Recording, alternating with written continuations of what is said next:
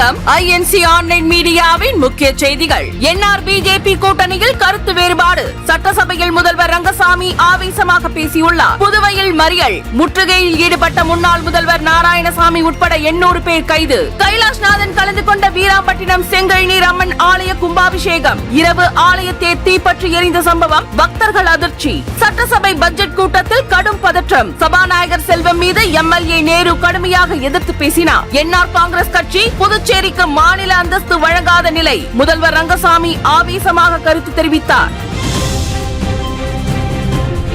விரிவான செய்திகள். NR BJP கூட்டணிக்குள் அரசியல் பதற்றம் அதிகரித்துள்ளதாக கூறப்படுகிறது. நிர்வாக முடிவுகளில் ஆளுநர் அளவுக்கு மீறி தலையிடுகிறார். தனக்கு மட்டுமே அதிகாரம் உள்ளது என்ற நிலைப்பாடு உருவாகியுள்ளது என சட்டசபையில் முதல்வர் ரங்கசாமி குற்றம் சாட்டினார். மாநில அரசின் அதிகாரத்தை மதிக்க வேண்டும் என்றும் நிர்வாக செயல்பாடுகளில் அரசின் நிலைப்பாடு பின்பற்றப்பட வேண்டும் என்றும் அவர் வலியுறுத்தினார். கூட்டணிக்குள் இதனால் அரசியல் சூழல் பதற்றமாக மாறியுள்ளது. ஒன்றிய அரசை கண்டித்து பொது வேலை நிறுத்தம் நடைபெற்ற நிலையில் புதுச்சேரி முழுவதும் பல்வேறு இடங்களில் மறியல் மற்றும் முற்றுகை போராட்டங்கள் நடைபெற்றன. இந்த போராட்டங்களில் முன்னாள் முதல்வர் நாராயணசாமி உட்பட பல்வேறு கட்சி நிர்வாகிகள், தொழில் சங்கத்தினர் மற்றும் பொதுமக்கள் கலந்து கொண்டனர். பேருந்து போக்குவரத்து மற்றும் முக்கிய சாலைகள் மறிக்கப்பட்டதால் போக்குவரத்து கடுமையாக பாதிக்கப்பட்டது. போராட்டக்காரர்கள் ஒன்றிய அரசின் கொள்கைகளை எதிர்த்து முழக்கங்கள் எழுப்பினர். போராட்டம் தீவிரமடைந்ததை தொடர்ந்து போலீசார் பாதுகாப்பு பணியில் ஈடுபட்டனர். அனுமதியின்றி மறியல் செய்ததாக கூறி முன்னாள் முதல்வர் உட்பட சுமார் 800 பேரை போலீசார் கைது செய்தனர். புதுச்சேரி அருகே உள்ள வீராம்பட்டினம் பகுதியில் உள்ள செங்கழுநீர் அம்மன் ஆலயத்தில் 12/2/2026 காலை விமர்சையாக கும்பாபிஷேகம் நடைபெற்றது. இதில் ஆளுநர் கைலாஷ்நாதன் உள்ளிட்டோர் கலந்து கொண்டனர். அதே நாளில் இரவு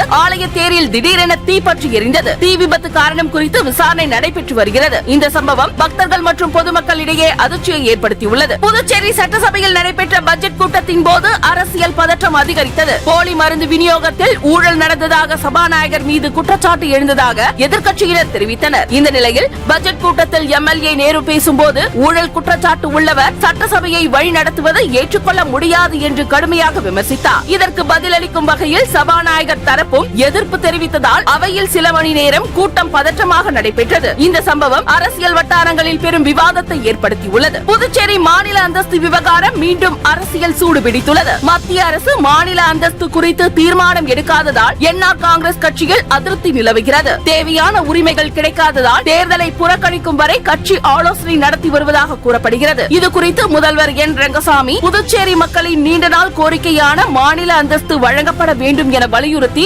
ஆவேசமாக கருத்து தெரிவித்ததாக அரசியல் வட்டாரங்கள் தெரிவிக்கின்றன. மாநில அந்தஸ்து விவகாரம் எதிர்கால தேர்தல் அரசியலில் முக்கிய பிரச்சனையாக மாறும் வாய்ப்பு இருப்பதாக பார்க்கப்படுகிறது. இத்துடன் INC ஆன்லைன் மீடியா செய்திகள் நிறைவடைந்தன. வணக்கம். தொடர்ந்து செய்தியை பார்க்க INC ஆன்லைன் மீடியாவுடன் இணைந்திருங்கள்.